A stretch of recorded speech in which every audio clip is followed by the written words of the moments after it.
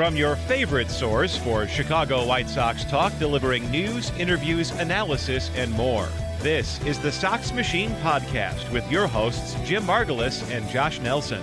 Hello, everyone. Welcome to a new episode of Sox Machine Live. I'm your host, Josh Nelson, as we are streaming live on youtube.com/Sox Machine on Wednesday night, April 19th, 2023, as the Chicago White Sox just wrapped up another series, another home series, another lost series, as the White Sox lose 2 out of 3 against the Philadelphia Phillies, and they are currently 7-12 to start the 2023 season. And joining me, of course, is the managing editor of SoxMachine.com. It's Jim Margulis. As again, we are live streaming right now on youtube.com/SoxMachine, also on Twitch and Twitter as well. So for those that are watching the live stream, you guys can participate with the live stream by posting your comments and questions in the comments section on our YouTube page, again at youtube.com/SoxMachine.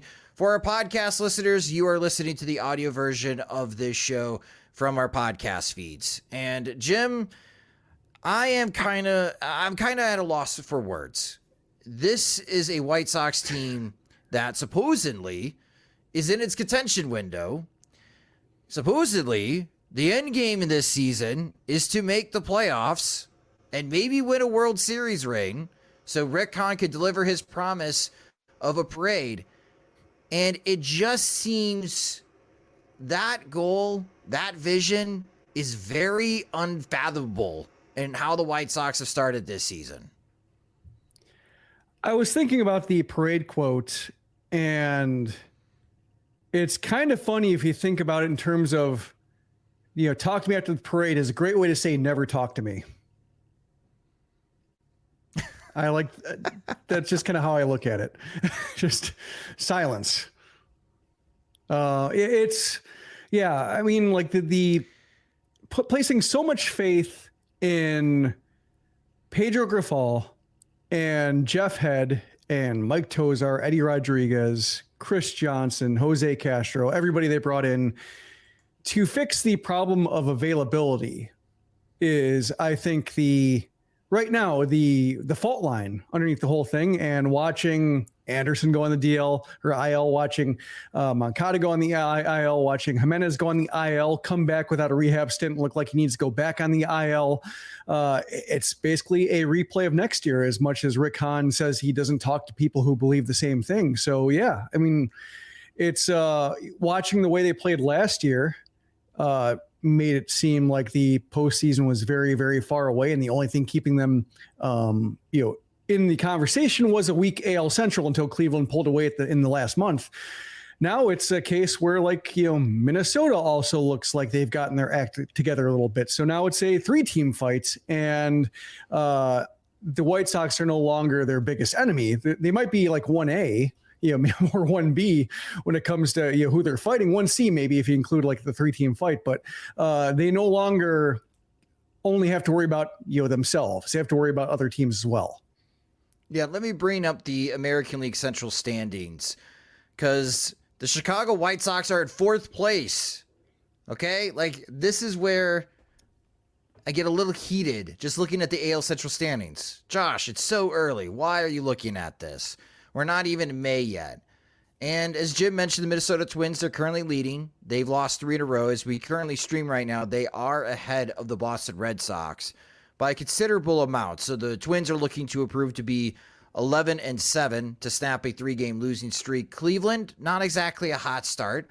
They're 10-9. But the Detroit Tigers are 7-10.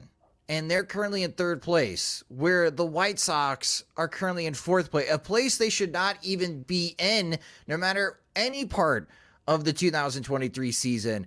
And, Kansas City is having one of its worst starts in franchise history right now, as they're currently 4-15. And in this particular series, just recapping what happened between the White Sox and Phillies, there are good things. And we're going to talk about the highlights for the White Sox that could be reasons to hope that this team can turn it around. But the bad things, Jim, are just so bad that they just seem like mortal flaws. And we talked about this at Monday's show when previewing the White Sox and Phillies series, that, the good news, White Sox fans, is that the Phillies bullpen has been just as bad as the White Sox bullpen. Well, thanks to Tony Medina on Twitter tagging me on this tweet, the Phillies bullpen during the 3-game series against the White Sox, 7 2/3 innings pitched. They faced 24 batters. They struck out 12 of those 24 batters. They didn't walk anyone. They didn't allow a run. They only allowed a hit, one weak hit from Elvis Andrus. That is it.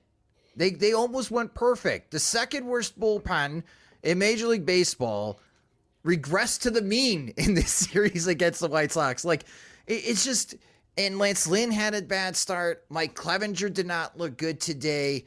The White Sox bullpen was okay, but now we got to talk about the offense and their lack of sustained success in games. Like, it just seems every time we podcast, Jim, it is new issues that arise that the White Sox have to overcome, and they didn't even fix the other problems that they're running into right now.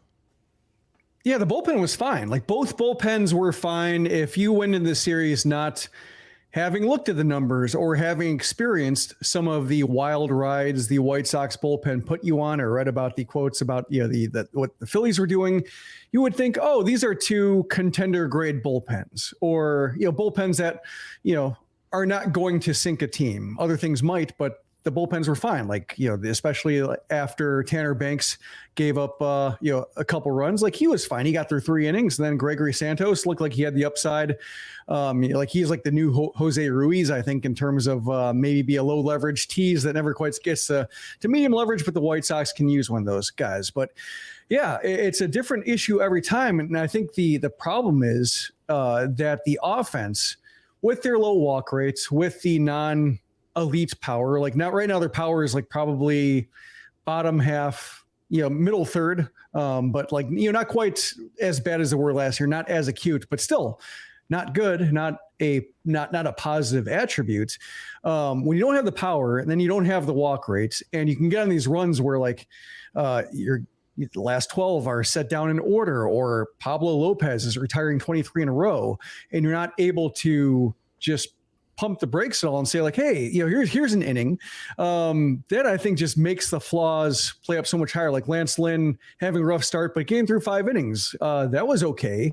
It's not great for Lance Lynn's, like, I guess, long-term projections for the rest of the season, but like, for the day, for the doubleheader, it was fine. Lucas Giolito was great, afterwards. So, like, they got through the doubleheader okay, but then, like, Mike Clevinger hits a wall, and then, like, but even then, like, giving up 5 runs, not insurmountable. Taijuan Walker is a good pitcher, but not a great pitcher. Like, you can post a crooked number on him, like the way they got Zach Wheeler.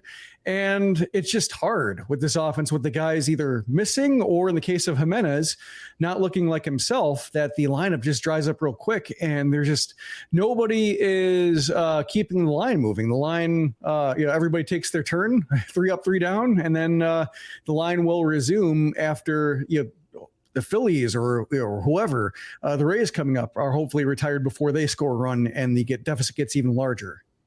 We got this comment during the stream from Joe, said it's true. One of the unintended consequences to the White Sox starting out this bad, casual fans are going to realize very early on that they aren't a contender, and that could hurt 2023 revenue. The White Sox are 3-6 to start this season at home. And not only are they 3-6 at home, in the last 90 home games, they're 40-50. Like, they are not playing well at Guarantee Rate Field. So to Joe's point, Jim, that makes things even worse.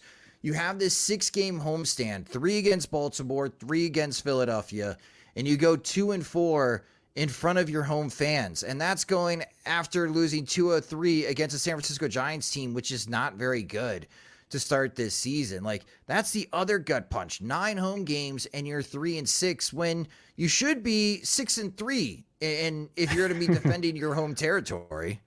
Yeah, the Royals, I guess, are 1-12. So thank God for the Kansas City Royals putting it all in perspective. Yeah, it's been a mess just when it comes to the way this team has been marketed, and like the Tony La Russa thing. I think we're learning right now that Tony La Russa was not the cause of all the White Sox problems, but like he represented so much that's wrong about the White Sox, and that they can't overcome when they take the coaching staff seriously, like this year. I mean, like, it's a matter of talent, a matter about talent acquisition, a matter about like forming a team and not having 3 DHs in the lineup and 2 have to play the field, or sometimes they have, like, depending on what they want to do with Grandal on a given day, like sometimes they have 4 DHs in a lineup. That's, I think, why Tony La Russa was probably a terrible thing in 2 regards. One is that, like, it was a bad idea, past his prime, not the idea of a 2020s manager, and out of the game for 10 years, et cetera. But also just like in terms of distracting everybody from the task at hand, which is like building a good team, building a complete team. They won running away in 2021. So that didn't teach them a whole lot about just, their metal wasn't tested. And then when their metal got tested, they were just completely dysfunctional. And that didn't teach him anything either. That didn't teach him anything in terms of like just what it looked like when he had a proper coaching staff reporting injuries correctly to the front office and players properly reporting injuries to the manager and just having open lines of communication. Like, we could have learned with a decent manager that even if they were as broken as they were, and like, let's say AJ Hinch, just to throw a name out there, even though he's not covering himself in glory really in Detroit the past few years, but let's just say it's AJ Hinch instead of Tony La Russa. AJ Hinch, he probably have good lines of communication with Rick Hahn, like just a good ongoing accounting of what Hinch needs, what Hahn wants to see, et cetera. And so you don't have those clogged lines where Luis Robert is letting go of the bat with the wrong hand for games at a time. If they finish like 83 and 79, with that would have taught them a whole lot. But because it was so screwed up and because they still finished 500, I still think there was just a case of saying like, well, crazy stuff happened. That was weird, right? Well, back to a normal manager and we'll be fine. And turns out they're not. So that's, I think, what really cost them about Tony La Russa. Not so much Tony La Russa himself, but just everything they could try to sweep under the rug because Tony La Russa was such a distraction. Yeah, we knew that this was a tough job for Pedro Grifol to walk into. But as we mentioned in the beginning part of this show, like, the injuries do make a big difference. The White Sox have 7 players on the injured list right now. They don't have the left side of their infield, and Tim Anderson and Yohan Moncada. They make a difference, and maybe they swing some games to the White Sox favor if they are healthy. But there are some problems we did not expect. We did not expect the bullpen to be so inconsistent, even without Liam Hendriks. The starting pitching, who knows what you're going to have from time to time with the starters. Eloy Jimenez is not hitting. Wasn't expecting that. So it's the expected excuses are valid, but there are some unexpected things that I just feel like Pedro Grifol is, the ship is sinking. He's dumping out the water. And then there's another hole that pops up in the boat that he's going to have to try to throw water off the ship right now. And it doesn't get easier for the White Sox, and we'll preview that upcoming series as now they head on the road and they go to Tampa Bay and they go to Toronto. So I'd love to say, White Sox fans, with optimism that things will get better soon. They can get worse. So let's try to even this out here a little bit. Let's talk about something good. And I want to talk about Lucas Giolito because in his start Tuesday night in the second game, that is what we've been waiting to see from Lucas Giolito. Yeah, the pitch count got out of hand for him. He threw 102 pitches in 6 innings, but 6 no-hit innings against Philadelphia. He only walked 1 batter. He had 7 strikeouts. And I am hoping that this particular start is what launches a hot streak for Lucas Giolito, because the White Sox could really use another hot hand in the starting pitching front other than Dylan Cease. 27 foul balls are really the only drawback, and that's not terrible. Like, it's not a case where Giolito racked up a high pitch count because he was wasting pitches or getting into deep counts or falling behind everybody. Like, he was attacking. The Phillies have a talented lineup, and they were doing their best to try to coax him back into making a mistake. But ultimately, like, his stuff was too good. The fastball was fine, and the changeup was really good. And the changeup being really good made the fastball better than it looked. And the slider was just kind of a neat pitch, like third pitch, kind of inconsequential, but there to be in hitters' minds constantly. So, I mean, that's what you want to see is the fastball changeup combination, making it a very easy formula for Giolito to go about his business, and then just more a matter of executing, and he did that very well. So he had the dead arm start, but everything else has been pretty good. I think by and large, it's not quite at his peak because his fastball was, 93 instead of 94, 95. And I do think that extra mile per hour makes a difference and maybe turns a few of those foul balls into swings and misses. But, they weren't able to put the ball in play, or at least the way they wanted to. And seeing Giolito be teased into extra pitches and still not give them what they want, I think was, the silver lining of 102 pitches is he threw 102 pitches over 6 innings and still didn't really make a mistake. Yeah, and he had a 24% whiff rate. So to your point, Jim, there are things that Giolito could improve upon. But that gives hope. When it's 6 no-hit innings, right? It's not Lance Lynn looking for hope. Lance Lynn ended his start strong. He got into the 6th inning. He allowed 5 runs to the first 3 innings to dig the team a hole. But here's some positive things that we could hope for in this next start that he could rebound. It gives me a lot more hope. I think it gives the White Sox fans a lot more hope. When we're talking about there are things that Giolito could improve upon. His fastball velocity averaged at 93 miles per hour. His max was 94.6 miles per hour. So if you're in the stadium, that's 95 miles per hour. So he's able to hit that type of velocity. We'll see if he can continue to maintain this velocity and maybe increase it closer to 94 miles per hour, because I do agree with you, Jim. If he could throw harder, his four-seamer, he's going to get more whiffs instead of foul balls, and that's going to rack up to be more strikeouts and hopefully in at-bats quicker. So when he's at 100 pitches, he's in the 7th or 8th inning, and if he's got a no-hitter going, then you could talk seriously about him going after his second no-hitter of his career. But that's where it gives me hope that Lucas Giolito can get on a hot streak here for the White Sox and gives White Sox fans some confidence that they have a chance to at least win the game. His next start is going to be at Toronto. And I don't have a banner for this for those watching on the live on the YouTube stream with a live stream. And for our podcast listeners, I'm bringing up the StatCast data from Mike Clevinger. I got something to say about this real quick, but so the yin and yang here. So go ahead, Jim. What do you got to say about this? If you saw me in the live stream looking off screen and smiling, it's because I glanced at whitesox.com and the video highlight in the center column below the centerpiece carousel thing is a highlight video of Mike Clevinger's strikeout. His one strikeout. Yes, it just Mike Clevinger's strikeout. It's 13 seconds. They had because I glanced down, I saw they were doing the side view video of him warming up in the outfield and talking about his line from his previous start, 5 innings, shutout innings, and one pitch strikeout, end of highlight. It made me laugh.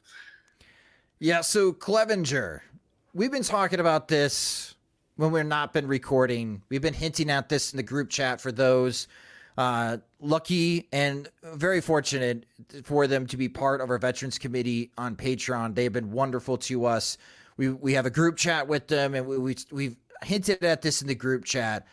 I can't help but fear we are going to see a Matt Latos implosion from Mike Clevinger, Jim. I mean, he gave up 2 home runs early, 1 to Trey Turner on a slider that was a terrible slider. And then Brandon Marsh took him oppo taco on a fastball that was middle. And I can't believe this. When you look at the swing and whiff rate, 4 whiffs in total for Mike Clevinger. The Phillies had 37 swings at his pitches. He only generated 4 whiffs. We made a huge deal about Michael Kopech generating no whiffs on his breaking stuff against the San Francisco Giants. And thanks to John Boy and others to point out that it seemed like Michael Kopech was tipping slightly to Giants hitters, and they noticed when he was going to be throwing a breaking ball, and the sequencing also didn't help matters. That was something that Jim pointed out as well. But here, if you throw 47 four-seam fastballs in today's Major League Baseball, and the opposing team takes 23 swings against those four-seam fastballs, and you generate no whiffs with your four-seam fastball, that's not good, and that needs to get a lot better. And he has been better against right-handed hitters, but we've also touched on how bad Mike Clevinger has been against left-handed hitters, and I just feel like a reckoning is coming soon when it comes to Mike Clevinger, Jim. is this premature? Am I premature freaking out? Or after today's start against the Phillies, are we going down a slippery slope here with Mike Clevinger? Yeah, maybe he just didn't have he didn't come out of the gate with the juice because he didn't get to pick a really loathsome song to walk out in the field to, and that just kind of stole his mojo. It's hard to buy into Clevinger, even setting aside all of the extracurricular stuff, just the profile. I mean, that's why we were distracted from Clevinger the person when he was signed, is because Clevinger the ball player was so questionable, and just trying to figure out, is he healthy? Is his knee right? Did he recover from Tommy John surgery all the way? What is his velocity? Is he able to get through the lineup more than once? There are so many questions that we kind of set aside all of the, what Rick Hahn would call immaturity. And then the investigation stuff breaks out, and that turns into a whole separate mess. And we have to kind of circle back and say, oh yeah. And he was a jerk too. And it becomes very unpleasant. So this kind of gets back to the original questions of the Clevinger signing before we started talking about his Clevinger the citizen. And it just, the velocity looks better than it did in San Diego, but the life isn't quite there. The control isn't quite there, and then the slider doesn't seem remarkable in any way. So it's really just it's a 1-2 punch. He doesn't seem to have a third pitch that he likes. Doesn't have a changeup that gets lefties off him. So there is a very weak pitcher here. I think the difference maybe between him and Latos is Latos did have the velocity drop, and Clevinger doesn't quite have that yet, but everything else that gave his fastball slider combination the kind of life and electricity that gave him a number 1 or number 2 starter type numbers for stretches at a time with Cleveland. That's not there. And if that's not there, he doesn't have the command or the creativity, the veteran guile to just get through it and make up his own way. I'm thinking a Miguel Gonzalez type who can, or Johnny Cueto is a more recent example, somebody who can sequence all kinds of pitches and disrupt timing and be good defensively and not allow the base runners to move and just make up all of those, make up the loss of edge on his pitches on the margin in so many other ways. Clevinger doesn't really hold runners well. He only has 2 pitches. He doesn't really have a third way of attacking. So it does seem like he's more likely to hit a dead end than other pitchers with his track record, with his age, with his velocity might. So I am wary of him, and seeing him face a good left-handed lineup that made him throw 44 pitches in an inning, and he had to sit down after 3. It certainly doesn't bode well for when you face equally talented lineups, or you go into livelier parks when the weather gets warm and windy. It doesn't seem like his shelf life is very long, unless all of a sudden the velocity jumps a little bit, which, maybe it could get out of April. Maybe he gets in the mid-season Clevinger, or the slider, improves some bite. Maybe, they have some idea in terms of what he's doing wrong in video, but everything, that kind of requires hope. The evidence in front of us says that, he's going to be out of ideas pretty quick. He can't live in the zone. His stuff's just not good enough to live in the middle of the strike zone. And he finds ways to live in the middle of the strike zone. And when he does, the opposing teams are not missing.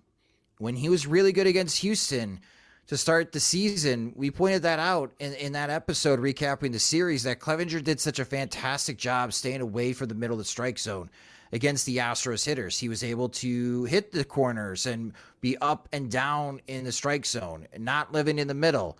And the one time he lived in the middle, Jeremy Pena almost took him Apo Taco, and he flew out to the wall. And that was a big sigh of relief for Mike Clevinger. He lived twice in the strike zone today, and the Phillies hit him for home runs. So something to pay attention to for Mike Clevinger in his next start, which is going to be against the Toronto Blue Jays. And if he's living in the middle of the strike zone, the Blue Jays will punish him. So that's my concern right now. To your point, Jim, that Clevinger may run out of ideas real quick. And with so many fires that pitching coach Ethan Katz has to put out right now, I just don't know how much time and effort and energy that he has to dedicate to Mike Clevinger to get him back on track to pitching better. I just don't know. Again, there's a lot going wrong for the White Sox pitching to start the season. And then you go back to the conversation, does Ethan Katz know how to put out fires? Does he have ideas for a few guys, but not for many guys? That's, I guess we'll find that out by the end of the year. All right, so let's try to talk another good thing here, searching for hope. Let's talk about Jake Burger and Andrew Vaughn. They continued to rake, especially in the last 7 games for the White Sox. To Andrew Vaughn's point, something that I pointed out to in our previews and other shows that I've done this season, Andrew Vaughn had to improve against sliders, especially against right-handed pitchers, because that's how right-handed pitchers were getting him out, especially late last year. And Andrew Vaughn, to start this season, has been much better against sliders. When you look at run value on Baseball Savant and StatCast, in 2021 and 2022, Andrew Vaughn was -6 runs below league average against sliders from right-handed pitching. That's one of the worst in Major League Baseball. Only Javier Baez was worse than Andrew Vaughn. To start 2023, he's a positive 3 runs above average against sliders from right-handed pitchers, and I think his hand adjustment has really helped. It's not power, but he's hitting singles, and he's doing this with runners in scoring position and getting those RBI. So I am hopeful of Andrew Vaughn. If he continues this trend, it will definitely help him overall offensively. Again, it's not a lot of power, but it is helping on the batting average side, and it's helping the White Sox when they do have runners in scoring position and Andrew Vaughn is up to bat. But Jim, we talked about on Monday that Jake Burger made us eat it a little bit with his home runs against the Orioles and right-handed pitching, and he continues to do so. I mean, he now has 5 home runs, and he hit the hardest hit home run in the StatCast era for the Chicago White Sox Tuesday night. It went 118 mile per hour exit velocity for that home run. So offensively, there's a lot wrong with the White Sox, but I'd kind of like just to pay attention to these two that at least Jake Burger and Andrew Vaughn are hitting. And I think that maybe Pedro Grifol should entertain the idea of hitting these two guys closer in the lineup.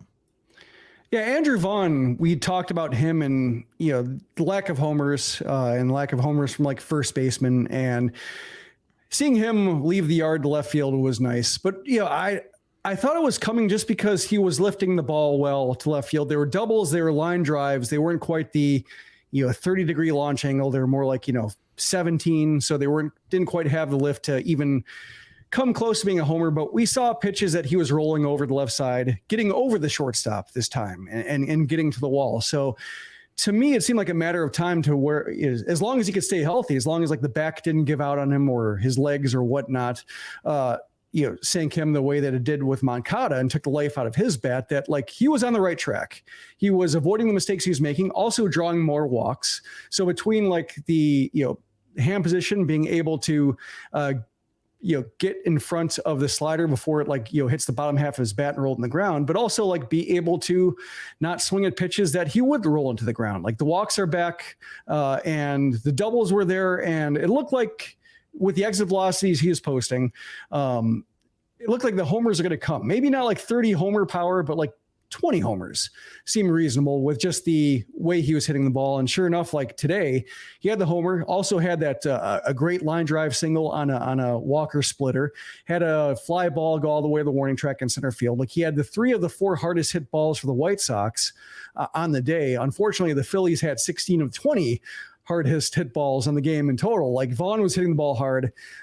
Nobody else was. Burger had like a 98 mile per hour liner, but like Vaughn was doing his work every single plate appearance, which is, I think, what the vision was when they drafted him out of Cal. Like he was supposed to be able to have the plate discipline and the power and the ability to find barrels, whether it's the pull field, opposite field, and just make it feel, for the pitchers that they just never had an easy time against him. And I think finally we're starting to see some evidence that this is that guy.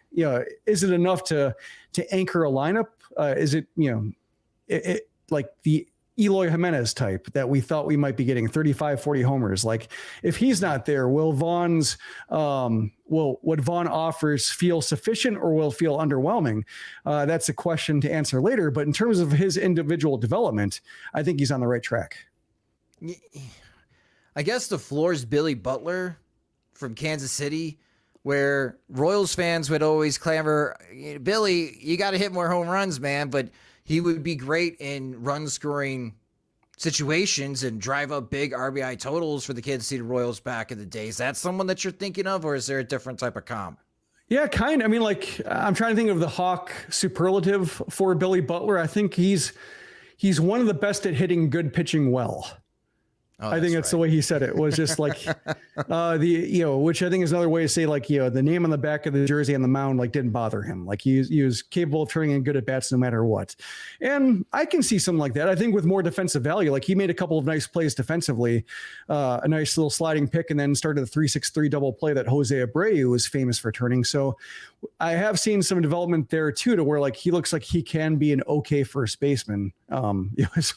As some people might have heard some people talk about, like, the reach is still, I think, evident, and that, like, close throw, or like throws that make him stretch, are more evident than throws that made Jose Abreu stretch, just because the stretch range is considerably smaller for Vaughn. But I think everything else, like, his defense looks like it's improving, that the speed of the game is slowing down for him there, to where, like, DH shouldn't be the part of the conversation like it was with Billy Butler. And that's part of the reason why with Butler, like, he was an okay player, a nice hitter, but just ultimately couldn't provide the Royals that much value because they had a few guys that were DHs, or, that didn't provide defensive value, and they all had to play.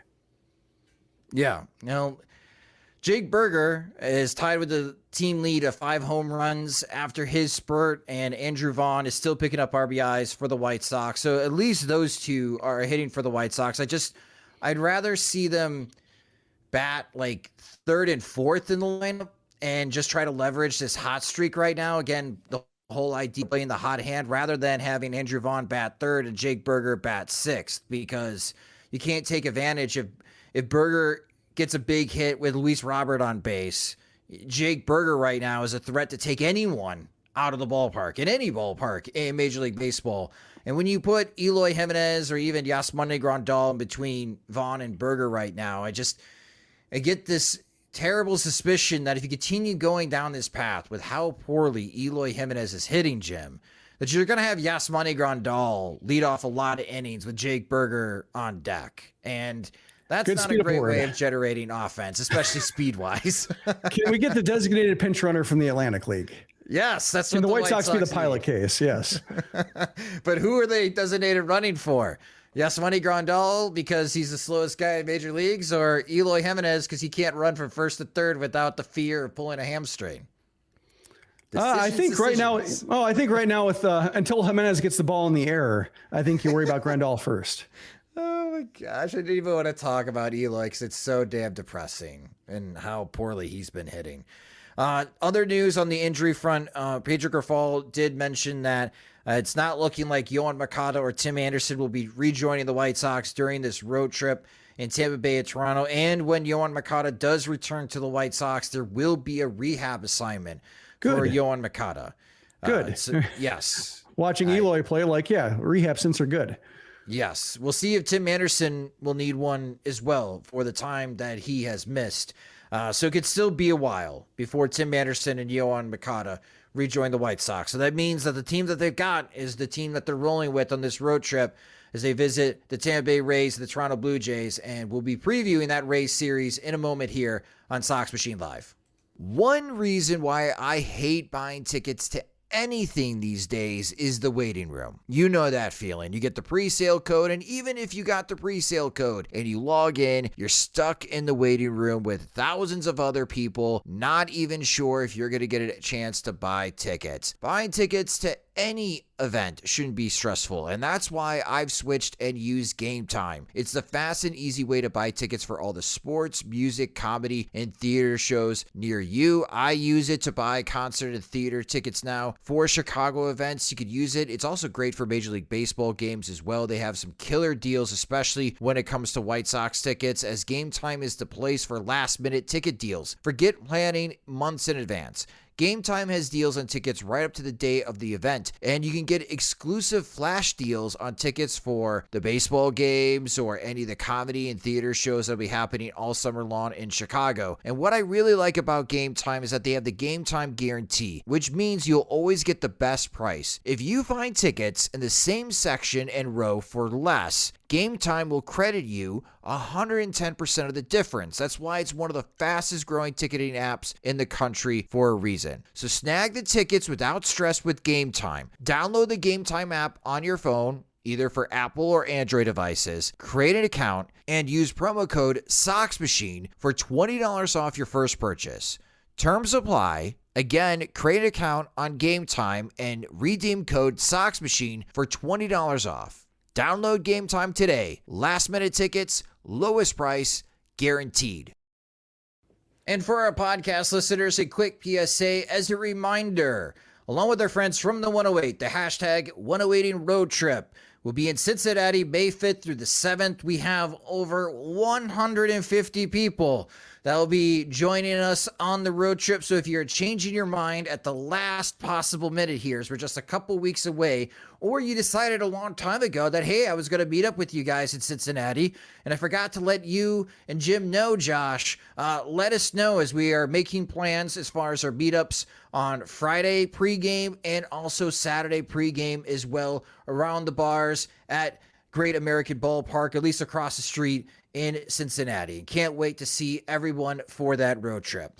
Speaking of road trips, it's now time to talk about the Chicago White Sox heading to St. Petersburg, Florida, to be specific, to face the Tampa Bay Rays, as this is the Rays series preview.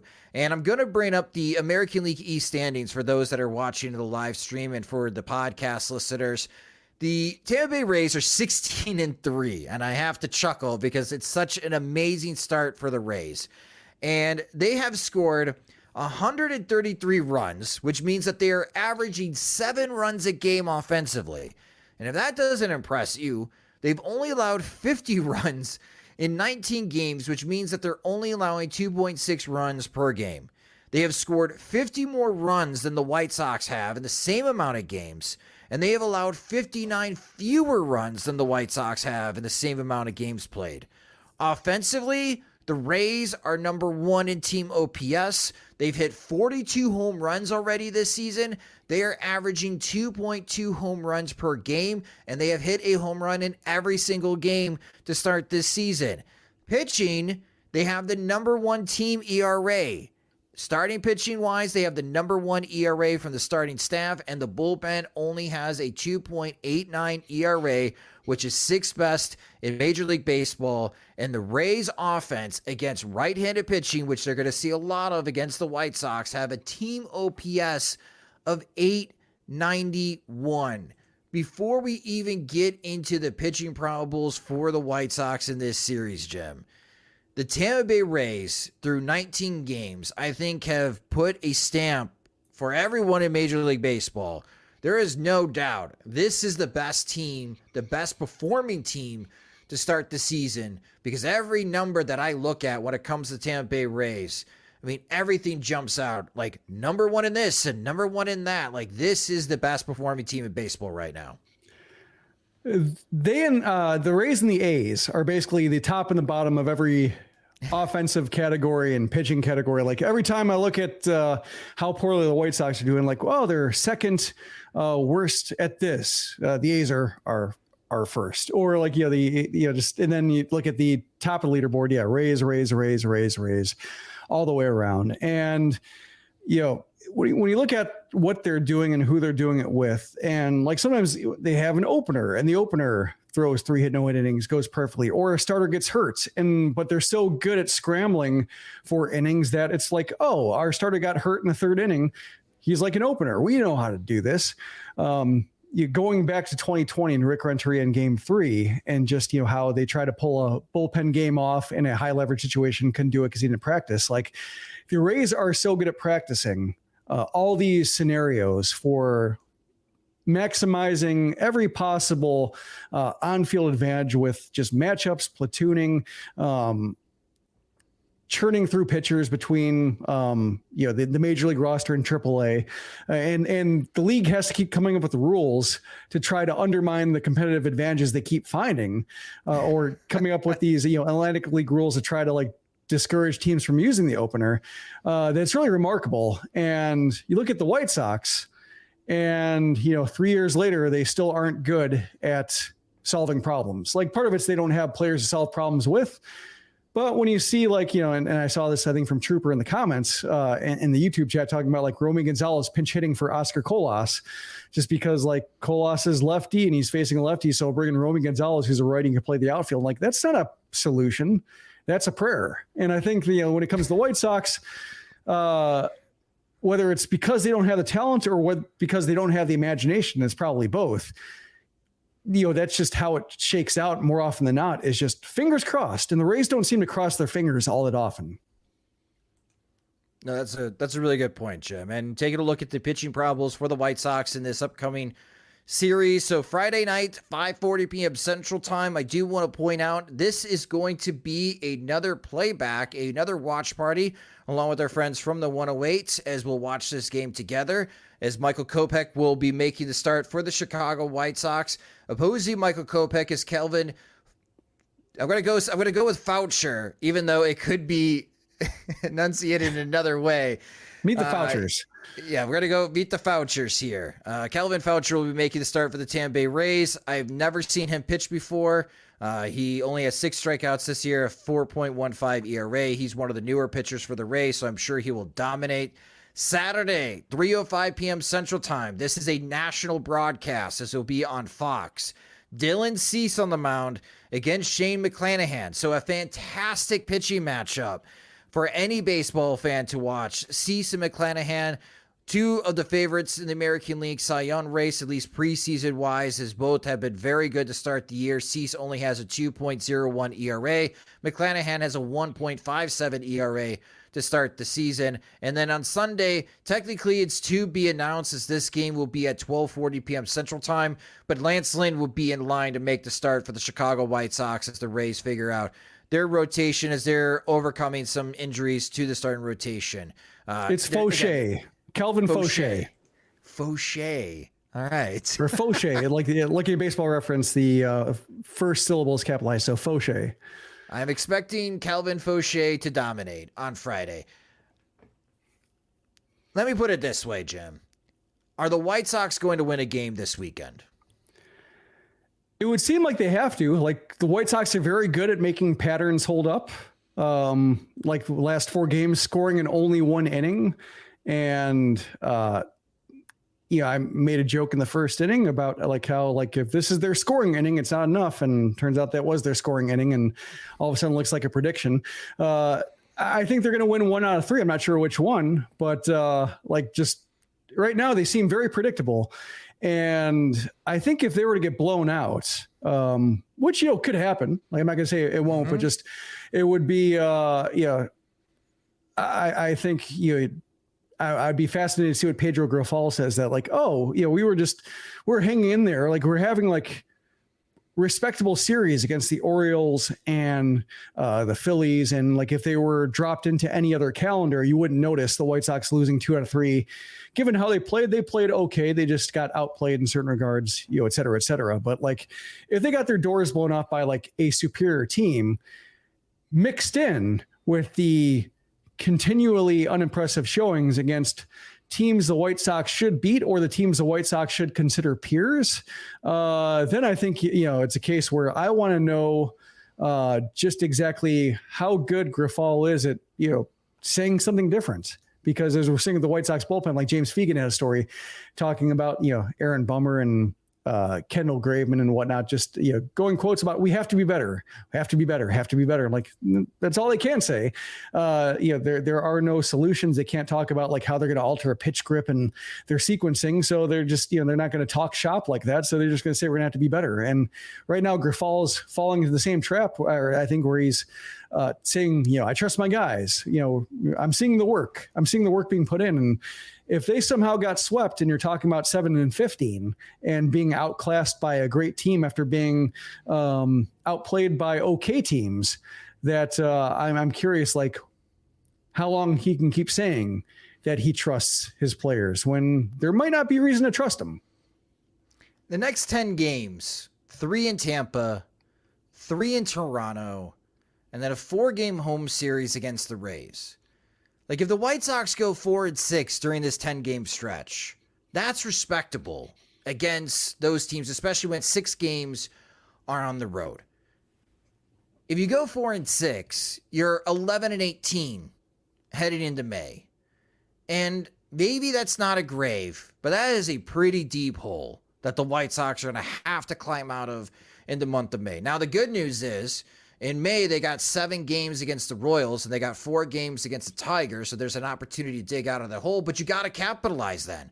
There's so much pressure on those games when you would think that they're low heat type of games that the White Sox should just walk in and be able to win those games. But now you need to get those wins because you have dug yourself a hole just to get back to 500, back to a respectable level of thinking that you can contend in the American League Central. These 10 games could also bury the White Sox. Like, there's a part of me that wants to say they're going to find a way to beat Shane McClanahan. They're going to score enough, and Dylan Cease is going to pitch well enough to shut down the Rays. That inning is going to be great. That scoring inning is going to be awesome. Yeah, that one inning's going to be great. They're going to win like 3-2, and they finally beat the Rays at home, which, by the way, the Rays are undefeated at home to start the season. They are 10-0 at Tropicana. And we go into Monday's podcast, again, hoping that they could find a way to maybe win a series against the Blue Jays. But the realist in me is like, we could see a 7-game losing streak, Jim. Like, Tampa is far and away playing way better baseball than the White Sox. And I think it's a bit on the crazy side to expect a series win from the White Sox in St. Petersburg. And then to turn around and then go to Toronto, which the Blue Jays won their series against Tampa Bay at home. And we know how strong the Blue Jays are. If the White Sox are lucky, they'll go 2-4 in these next 6 games. And they're 9-16 heading home for 4 more games against the Rays. Like, this is a really treacherous stretch here. And the White Sox in 2023 have put themselves in a terrible position to make my worst case scenario again become a reality in back-to-back years. And that was the one thing I did not want to happen, Jim, because my worst case scenario for the White Sox in 2022 came true.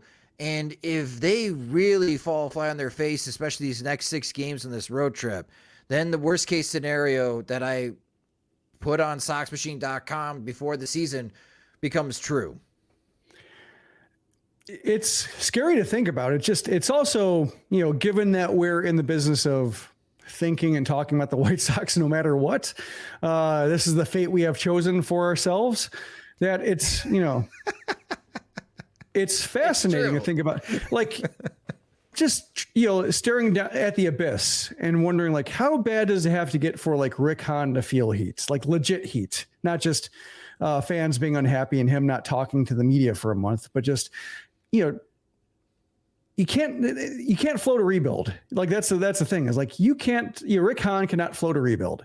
He cannot tear it down. Like, theoretically he can. Every time I say the White Sox can't do something, he can, but like, the rebuild worked last time because the White Sox were so toxic in terms of just the dugout situation, Chris Sale, Adam LaRoche, Robin Ventura, that just fans were relieved. Like, we don't care if we're losing. It's nice not to have hope immediately. It's nice to be able to take the next 2 summers off from having our hopes riding every game. We'll pay attention to the minor leagues a little bit, just hope for general trajectories rising for players, and we'll tune in with our hearts, 3 years from now and be ready for it. But they can't do that again. So that's what I'm fascinated by.